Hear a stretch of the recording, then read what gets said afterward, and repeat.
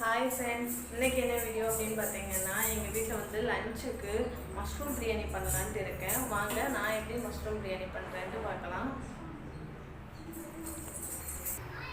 ஒரு குக்கரை அடுப்பில் வச்சுருக்கேன். இதில் கொஞ்சமாக தேவையான அளவு எண்ணெய் ஊற்றிக்கலாம்.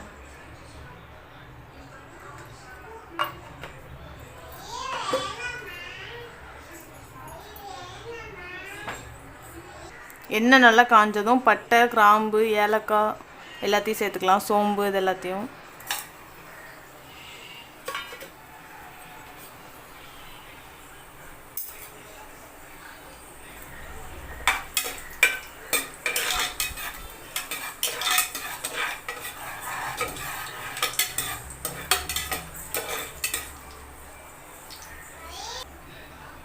ஒரு வெங்காயத்தை நீல வாக்கில் கட் பண்ணி வச்சுருக்கேன். இதையும் சேர்த்துக்கலாம்.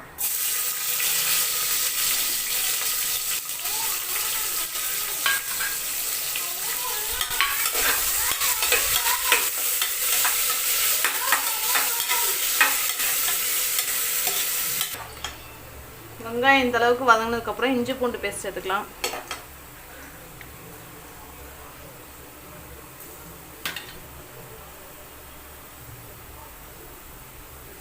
ஒரு ஸ்பூன் இஞ்சி பூண்டு பேஸ்ட் சேர்த்துக்கிறேன்.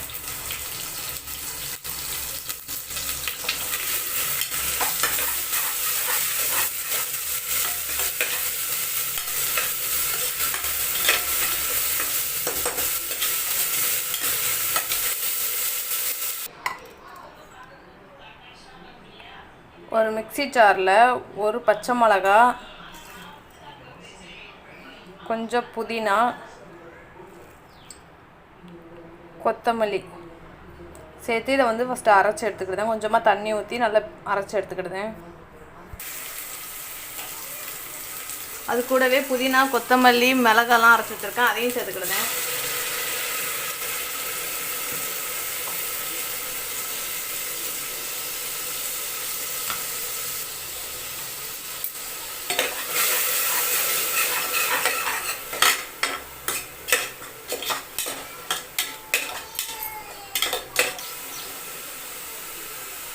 இந்த அளவுக்கு வதங்கினதுக்கப்புறம் தக்காளி சேர்த்துக்கிடுதேன். தக்காளி கட் பண்ணி வச்சுருக்கேன். அதையும் சேர்த்துக்கிடுதேன்.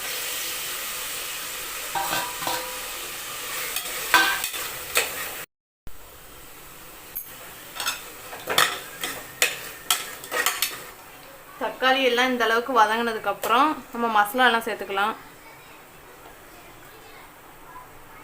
பிரியாணி மசாலா, கரம் மசாலா, மல்லித்தூள், மஞ்சள் தூள், மிளகாத்தூள் இதெல்லாம் சேர்த்துருக்கேன். சேர்த்து நல்லா மிக்ஸ் பண்ணிடலாம்.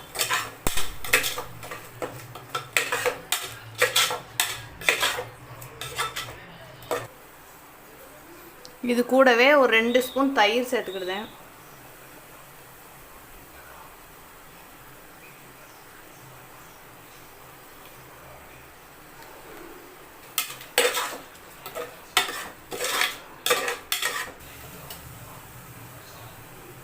மஷ்ரூமை நல்லா வாஷ் பண்ணிவிட்டு இந்த மேலே உள்ள தோல்லாம் எடுத்துகிட்டு கட் பண்ணி வச்சுருக்கேன். அதையும் சேர்த்துக்கிடுதேன்.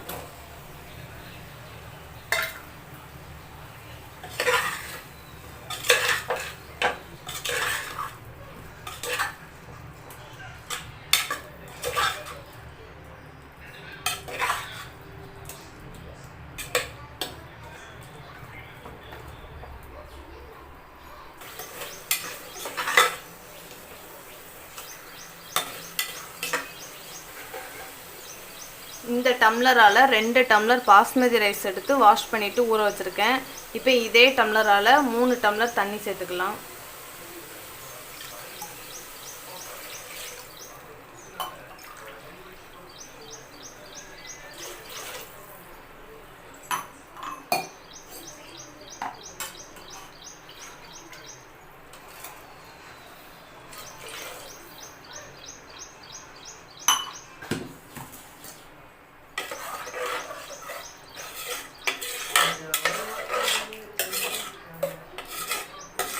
இப்போ பிரியாணிக்கு தேவையான அளவு உப்பு சேர்த்துக்கிடுதேன்.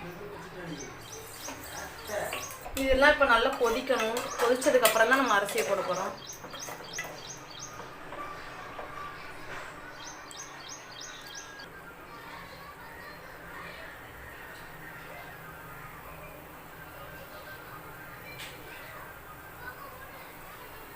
நல்லா கொதிச்சிருச்சு. இப்போ நம்ம ஊற வச்சுருந்தா அரிசியை சேர்த்துக்கலாம்.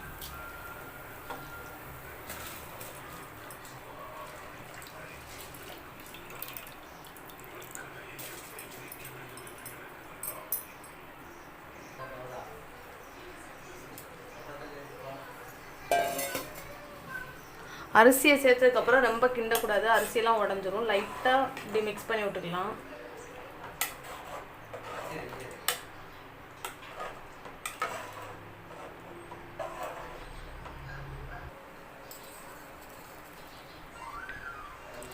இதில் மேலாப்பில் புதினா கொத்தமல்லி சேர்த்துக்கிட்டேன்.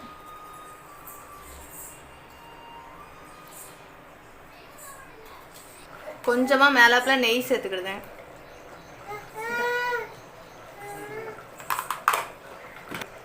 இப்போ குக்கரை மூடிடலாம்.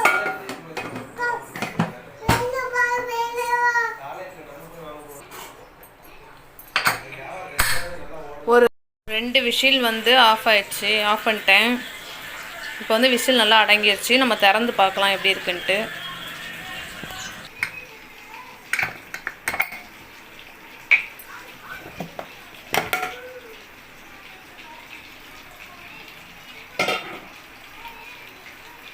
ஓகேவா?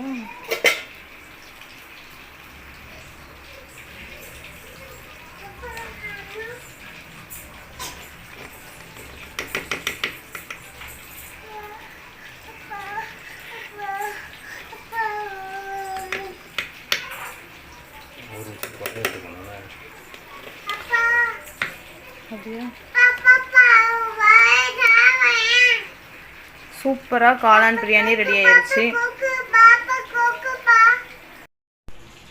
மஷ்ரூம் பிரியாணி சூப்பராக ரெடி ஆயிடுச்சு. நல்லா பொழுன்னு ரெடி ஆயிடுச்சு.